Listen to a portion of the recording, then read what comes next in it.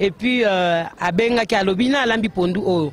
na bengi babebisi babifimo mutu olamba bo benga na ye papa tuninga oze koloni nepse je naza mutu akasai kasai précisément wapinga bino naza mutu a Sankour oh ozali vraiment na cœur ya Congo biso ne ba vrai congolais tozaka village moko mettre lo ba munoko moto ba ba kitete biso to ba kisonge na comme quand la salon bébé c'est ba isango papa taka papa donner ezana makasi silingai donner sengonga obeta bala on a comprendre situation dans la makasi vraiment obeta bala.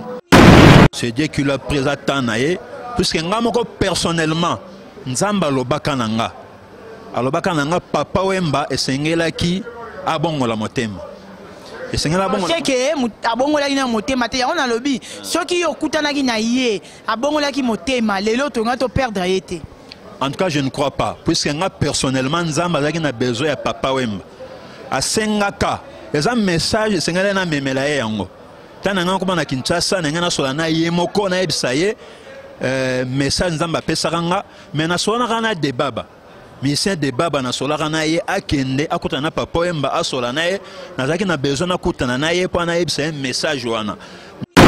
Biso idéologie o ya forme. Attends, tous les matins, me comprendre que toujours tous les barman, tous les papa donc il va Givenchy, tous les papa donc rien de parler parce que moi ma fille c'est ça. Internaute, amis fidèles de www.congodialon.com. Merci pour la confiance Nabino, merci pour l'appel, merci pour la nuance sur ça pour la site Nabino et tant que mon la charmante avant dit c'est-à-dire que les lana maya misu ezo bima biso na minute oyo. Maman Francine Ngembe, pardon, maman Francine Ngembe boss nanga benga binanga la charmante et la presse. Papa wemba kufi ngai maman Tika boy. Abi papa wemba kufi. Yango loko biso to la Congo dialogue vitesse na biso la ya fusée to quitter sur le terrain awa na Yoville dans la parc ya Yoville na mode ya matanga ya kolela papa wemba azate pona kojola bino ba impression kojola bino matanga lo lengeni de lengeni ba congolais bazo lela ndengeni ni ba ya maki message ya papa wemba to kitinga na cameraman na ngai Seda awa na Yoville Yoville eza lokola matonge ya Belgique pe Château Rouge ya France matonge ya Kinshasa pona kojola bino lo lengeni ni ba congolais ba simbi mutu pona kolomba ete le courroux est parti. Adieu papa wemba Seda na manyola maloba na ngai te to kita sur le terrain toujours ba point de vue tozaka toujours na douleur ya matanga na biso ya papa wemba nde bozo constater toza en direct ya Afrique du Sud et awa to kangeli bino représentant ya ba saper ya Afrique du Sud. Bonjour papa. Ouais, bonjour maman. Boni. Malam mes condoléances. Bon mes condoléances ya makasi donc ta ravia ke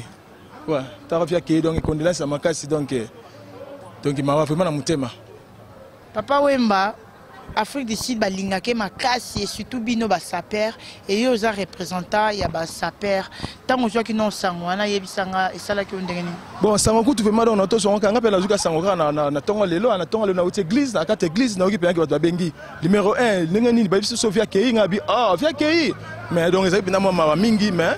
makompenya ya regretter penza makasi ezate passé to ebeza nzela penza ya batutu ba vie king bakendaki ba vie pe akei donc mangoko to karande ya bato lelaika na kata babilele zoro pa to la kata bilele na kata Afrique du Sud donc batutu to la papa na ndengi penza ye aza mutionnaire o ya pesa biso idéologie o ya forme. Attends, tous les matins, me comprendre que toujours tous les barman, tous les papa, donc il va Givenchy, tous les papa, donc rien de parler parce que moi, ma fille, c'est ça, donc mes condoléances car la famille, car biologique, il y a papa Wemba, tout place, bana bazali, mes condoléances à ma casse, biso en Afrique du Sud, mes condoléances à biso yangoyo, numéro 1 Afrique du Sud, assez minati, mes condoléances à Afrique du Sud, n'engi tous la casse, biso nous trouvons une organisation, biso yakini malebo yango pour la matanga, donc nous c'est que les gars normal l'organisation et que les gars pour tout. Ba mettre instruction ba ali ba grand ba tout bazana na tsamboko to sala ba maramutu. Donc bino ba saper si bo bani organisation matanga. Bon organisation matanga vraiment tamina sangwe ko isiko donc mais ça déjà na ba prêtre tout oyamboka tozo suka tout na pourquoi ba iboso yakini malebo aba to se bani na ba partout na ba Times Square ba dide tsombo ba tout dans organisation to ba place ni to vendre sa matanga pour to le la penza. En Afrique du Sud sur lingo mona ifo ya na kin malebo. Sko yoza moi si ya responsable ya kin malebo. Souvenir ni ozo garder na papa wemba. Bon bon souvenir na souvenir moko papa jour mon alamba ipondu ba servir et puis abengaki alobi na alambi pondu oyo na bengi babebisi babifimo mutu aolamba bo benga na ye papa tuninga oze koloni nefse je naza mutu akasai kasai précisément wapinga bino naza mutu asankour oh ozali vraiment na cœur ya Congo biso ne ba vrai congolais tozaka village moko mais toloba munoko moko ba kitete biso toloba kisonge ayebsinga biso nde ba vrai congolais nous sommes des vrais congolais parce que nous sommes au cœur du Congo les souvenirs papa ebsanga yangwana l'air yambaki awa c'est ça. Merci Toyebi Kéozan Matanga, Maître Rolanda Yopoto, consoler Bino Bisca dans ce beau zan. En tout cas, merci vraiment à la communauté congolaise. Mes condoléances, les musiciens, surtout merci. Merci beaucoup. En tout cas, on a un message, on a Siko tout de suite là. Nazala qui n'a pas d'église. Tozala qui n'a moninga nangai pasteur Benson Kinzeni Putu. Ndé na tukozwa nouvelle wana ezaki na ndeko moka yaki ayiko kosona pasteur. Nda ebisi biso wana vraiment epesanga passe mingi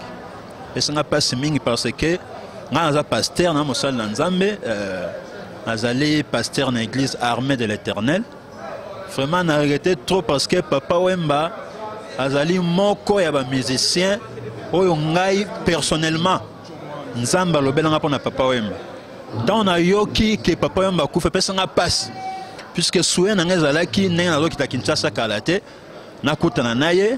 tout le monde en a été to solo là vraiment on a eu une nouvelle on est passé passe ma casse naza comme tout de suite là n'engene papa Wemba kufi pasteur oté aye nzamba pesio message oté aye c'est que ce papa Wemba bongwana ki na mutemba ngaka kufa te en tout cas ce que papa Wemba bongwana ki réellement puisque na habité ce que bongwana réellement bon na habité puisque ngai to nazaki na Kinshasa nazalaka na église oyo ya fungola kana pasteur moko